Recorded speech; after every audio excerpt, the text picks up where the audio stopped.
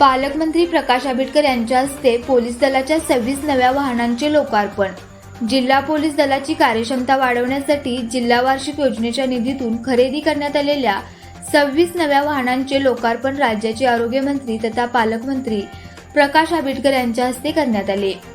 यावेळी कोल्हापूर लोकसभा मतदारसंघाचे खासदार छत्रपती शाहू महाराज, विधान परिषदेचे आमदार सतेज पाटील, हातकणंगले विधानसभा मतदारसंघाचे आमदार डॉक्टर अशोक माने, जिल्हाधिकारी डॉक्टर विजय राठोड, जिल्हा परिषद मुख्य कार्यकारी अधिकारी डॉक्टर जास्मिन, जिल्हा पोलीस अधीक्षक निलोत्तर, अप्पर पोलीस अधीक्षक गडिंग्लज विभाग अण्णासाहेब जाधव, शहर उपविभागीय पोलीस अधिकारी प्रिया पाटील, गृह उपअधीक्षक तानाजी सावंत तसेच स्थानिक गुन्हे अन्वेषण शाखेचे पोलीस निरीक्षक सुशांत चव्हाण आदी मान्यवर उपस्थित होते।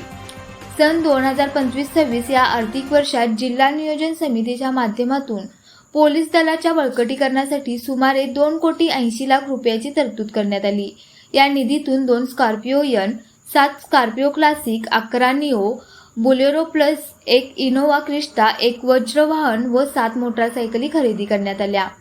यापूर्वी सन 2024-25 मध्ये पालकमंत्री प्रकाश आंबेडकर यांच्या सहकार्याने 2,80,00,000 रुपयाच्या निधीतून 26 चारचाकी वाहने पोलीस दलाला उपलब्ध करून देण्यात आली होती।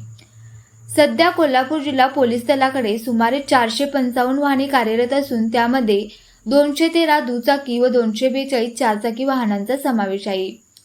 नवीन वाहनांमुळे पोलीस दलाची कार्यक्षमता अधिक वाढेल, गुन्हेगारीवर नियंत्रण ठेवण्यास मदत होईल तसेच नागरिकांना अधिक जलद व प्रभावी सेवा देता येईल असा विश्वास पालकमंत्री प्रकाश आंबेडकर यांनी व्यक्त केला। भविष्यातही पोलीस विभागाच्या गरजांनुसार आवश्यक निधी उपलब्ध करून दिला जाईल असे यावेळी त्यांनी सांगितले। अशाच प्रेरणादायी बातम्यांसाठी सबस्क्राईब करा इंडियन पोलीस मित्र भारत न्यूज चॅनेलला। संपर्क डॉक्टर सुरेश राठोड, संपादक 9623420295।